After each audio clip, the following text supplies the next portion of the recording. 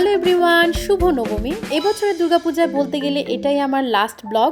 So I hope you guys will enjoy this video. Let's start. নবমীর দিন সন্ধ্যাবেলা আমরা মা ছেলে রেডি হয়ে বের হয়ে যাচ্ছি, কারণ আমরা বের হওয়ার আগেই বাবা, মা, মাসি, মারিয়াল সবাই মিলে চলে গিয়েছে বড় মামার বাসায়, আমার বড় মামা শ্বশুরের বাসায়। তো আমি আর আমার যা আমরা রেডি হয়ে বের হয়েছি সন্ধ্যাবেলা। আমরা একটু দেরি করে গিয়েছি ইচ্ছা করে, কারণ আমাদের প্ল্যান ছিল ওখান থেকে আমরা সরাসরি ঠাকুর দেখতে বের হয়ে যাব। তাই আমি আর আমার যা বাচ্চা কাচ্চাদের নিয়ে একটা সিএনজি ভাড়া করে আমরা চলে এসেছি বড় মামার বাসায়। আসলে বড় মামার বাসায় সবার লাঞ্চের দাওয়াত ছিল, বাট আমরা লাঞ্চ করিনি, আমরা এসে ডিনার করেছি। আই থিঙ্ক ডিনারও বলা যায় না, সন্ধ্যার নাস্তা হিসেবে আমরা ভাত খেয়েছিলাম, কারণ সেদিন দুপুরবেলা আর কিছু খাওয়া হয়নি। তো মামি খুবই মজার মজার রান্না করেছিল, টেবিল ভর্তি খাবার ছিল, কিন্তু আই এম সরি যে আমি সেগুলো ভিডিও করতেই ভুলে গেছি, কারণ এতই ক্ষুধা লেগেছিল, সবাই খাওয়া নিয়ে অস্থির হয়ে গিয়েছিলাম। তো এরপরে খাওয়া দাওয়া শেষে রাত 9টা বাজে আমরা সবাই বের হয়ে গেলাম বড় মামার বাসা থেকে। এখন আমরা যাব রমনা কালী মন্দিরে। এই তো চলে এসেছি রমনা কালী মন্দিরে। যদিও সেদিন একটা বাজে রিক্সায় উঠেছিলাম, পুরো ঢাকা শহর ঘুরিয়েছে, সে রমনা কালী মন্দির চিনে না, সেটা আমাকে বলেও নাই। তো রমনা কালী মন্দিরে গিয়ে আমি বলতে গেলে বেশ অনেকটাই অবাক হয়ে গেছি, কারণ প্রচন্ড ভিড় ছিল। এবার লাইন ধরে লোকজন ঢুকছিল,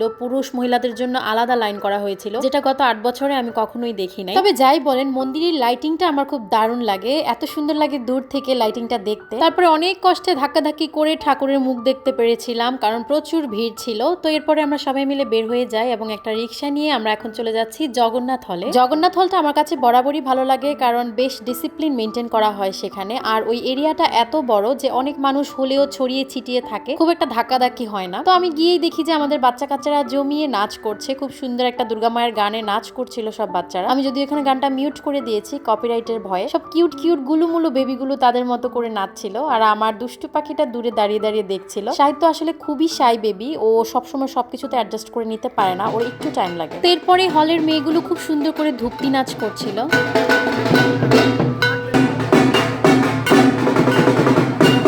আমার কাছে সবচেয়ে দারুণ লেগেছে এই আঙ্কেলের নাচটা, মানে যাকে বলে একদম প্রপার ধুপতি নাচ। দেখেন অনেক অভিজ্ঞতা সম্পন্ন উনি, দেখলেই বোঝা যায়। একসাথে 4টা ধুপতি নিয়ে নাচ করছিল, যদিও এটা খুবই রিস্কি, বাট আমরা যতটুকু জানি ধুপতি নাচ আসলে এরকমই হয়। এরপরে আমার যা নাচ ছিল তার মেয়েকে নিয়ে, যেটা আপনারা এর আগে আমার একটা রিলসে দেখতে পেয়েছেন। আমার যাও খুব সুন্দর করে তার মেয়েকে নিয়ে ধুপতি নাচ করেছে, আর তারপরে রায় মারিয়েল দুজন একসাথে ধুপতি নাচ করেছে। তো এখানে আমরা বেশ অনেক এনজয় করেছি, সবার নাচ দেখেছি, খুব আনন্দ করেছি। তো এখানে নাচানাচি শেষ করার পরে আমরা চলে যাই মন্দিরের নিচে।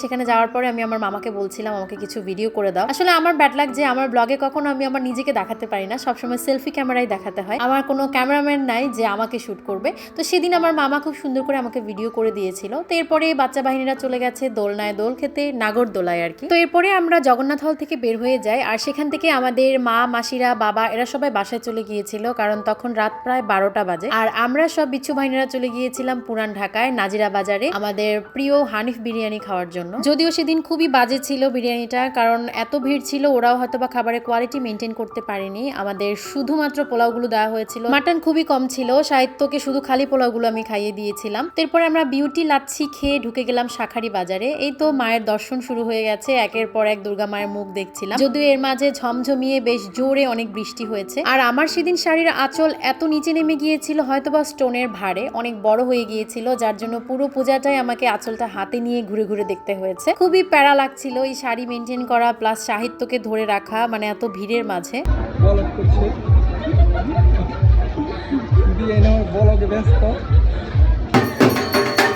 সেদিন আসলে অমিত মামার সাথে থাকাতে আমার জন্য বেশ উপকার হয়েছে, কারণ ও আমাকে ভিডিও করে দিচ্ছিল সুন্দর করে। আর তাছাড়া সেদিন আমার ফোনটাও বন্ধ হয়ে গিয়েছিল, এখানে বেশ কিছু ক্লিপ আমি ওর ফোন থেকে নিয়েছিলাম, যেগুলো আমি ভিডিও করতে পারিনি ফোন বন্ধ হয়ে যাওয়ার কারণে। সো এই ক্লিপগুলো না থাকলে আসলে আমারও বেশ আফসোস লাগতো। আর এই জায়গাটায় বরাবরই আমরা এসে পুরো পরিবার একসাথে হয়ে ফ্যামিলি ছবি তুলি, কিন্তু সেদিন বৃষ্টি হওয়াতে যে যার মতো ঠাকুর দেখে বের হয়ে গিয়েছিলাম। এবছরের দুর্গাপূজায় পুরান ঢাকায় ঠাকুর দেখে আমার খুব একটা মন ভরেনি, কারণ ঠাকুর মনে হয় খুব কম ছিল, এবার হয়তোবা পূজা কম করা হয়েছে। তার উপর যেহেতু বৃষ্টি ছিল, ফ্যামিলির সবাই এক একজন এক এক জায়গায় ভাগ হয়ে গিয়েছিল, আর তার মধ্যে আমার শরীরটাও সেদিন হঠাৎ করে খুবই খারাপ লাগছিল। যাই হোক, সব মিলিয়ে নবমীর দিন পুরান ঢাকায় খুব একটা এনজয় করতে পারিনি, তবে সেটা পুষিয়ে নিয়েছিলাম কালী পূজায়। কালী পূজায় খুবই মজা করেছি এবার। যাই হোক, মামা আমাকে খুব সুন্দর সুন্দর ভিডিও করে দিয়েছিল, তার জন্য অনেক অনেক থ্যাঙ্কস অমিত মামা। তো এই ছিল আমার নবমীর ব্লগটা। ভিডিওটা কেমন লেগেছে অবশ্যই কমেন্টস করে জানাবেন, এন্ড থ্যাঙ্কস ফর ওয়াচিং।